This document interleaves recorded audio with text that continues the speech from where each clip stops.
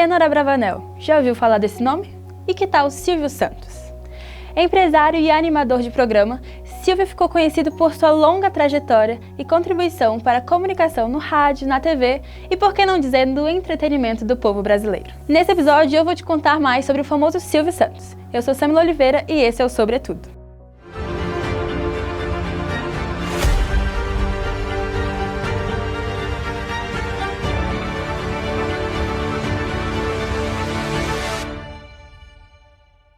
Filho de pai grego e mãe turca, Silvio Santos nasceu no dia 12 de dezembro de 1930 na Lapa, no Rio de Janeiro. Cresceu rodeado de outros 5 irmãos, sendo o mais velho dos homens. Na infância, colecionava figurinhas e gostava muito de ir ao cinema. Quando tinha 14 anos, cursava o 2º ano de contabilidade e, para ganhar algum dinheiro, se tornou camelô. Seu ponto de venda era na Avenida Rio Branco. Ele começou vendendo capinhas de plástico para colocar os títulos de eleitor, que na época vendiam como água. Isso foi bem no período das eleições para presidente, após a queda de Getúlio Vargas. Já fazia 15 anos que o povo não votava. As eleições passaram e ele começou a vender canetas. Para atrair o público, fazia truques de mágica e todo falante conseguia chamar muita atenção. Depois de algum tempo, superou as vendas do ambulante que mais vendia na avenida, o Alemão das Canetas. E foi assim que se deu conta do seu grande poder de comunicação, que até hoje conquista o público. Um dia, enquanto vendia suas mercadorias, Silvio foi pego e o diretor da fiscalização da prefeitura percebeu que ele tinha jeito para falar. O menino ganhou um cartão para participar de um concurso de locução em uma rádio com cerca de 300 candidatos. Silvio venceu e teve então a sua primeira experiência no mundo artístico como locutor da Rádio Guanabara. Seu tempo por lá durou pouco mais de um mês, porque se deu conta de que ganhava mais como camelô, mesmo trabalhando só 45 minutos por dia, das 11 às 11h45 da manhã, justamente o tempo que o guarda tinha para almoçar. Agora, você deve estar se perguntando de onde surgiu o nome artístico Silvio Santos. Em sua biografia, contada pelo jornalista Arlindo Silva, Cênor conta que Silvio surgiu porque a sua mãe costumava o chamar assim. E um dia, quando foi entrar em um programa de calouros, respondeu ao produtor que o seu nome era Silvio Santos, porque os Santos ajudam. E o nome pegou até hoje. Era comum que ele fosse aos auditórios de rádio e televisão que ficavam próximos da região após trabalhar por 45 minutos. Assim foi aprendendo as manias de cada apresentador.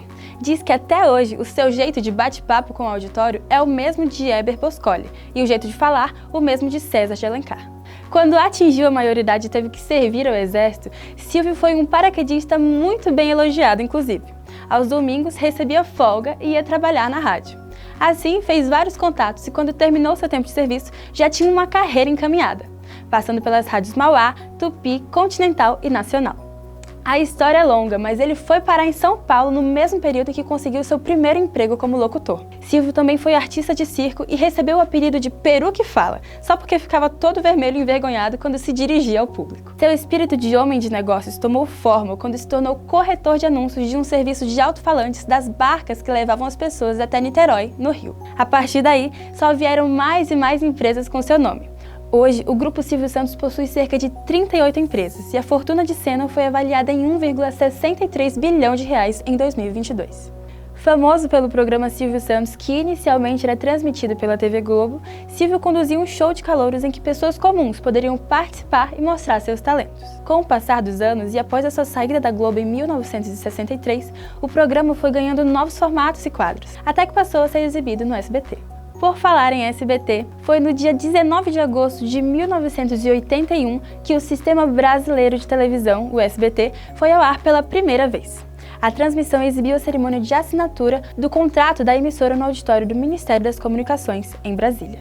O investimento de 40 milhões de dólares do Grupo Silvio Santos refletiu na posse da ex-TV Tupi, de rede nacional, e a licença de mais 4 canais. Desde o início, a política da programação era se dirigir às classes mais baixas, que na época representavam 61% da população brasileira. A proposta era oferecer uma alternativa popular, ao contrário da emissora líder Globo, que era considerada elitista nesse período. O SBT foi pioneiro na transmissão de um telejornal matutino na televisão brasileira, o Noticentro.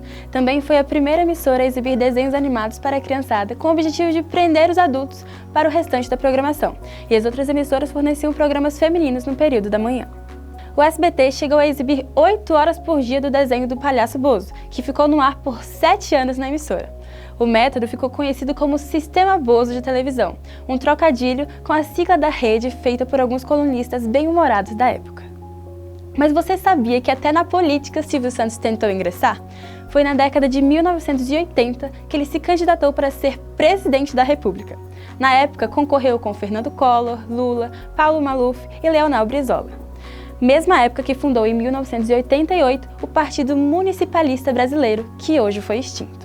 A campanha eleitoral, que durou apenas 10 dias, foi negada pelo TSE e Silvio foi considerado inelegível por lei por ser um candidato diretor de uma empresa concessionária de serviço público.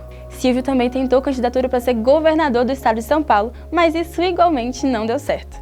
Após o ocorrido, ele se afastou da tentativa de exercer um cargo público e voltou à carreira como apresentador e empresário. Silvio sempre foi reservado sobre sua vida pessoal. Inclusive, houve um período em que a imprensa não sabia que ele era casado.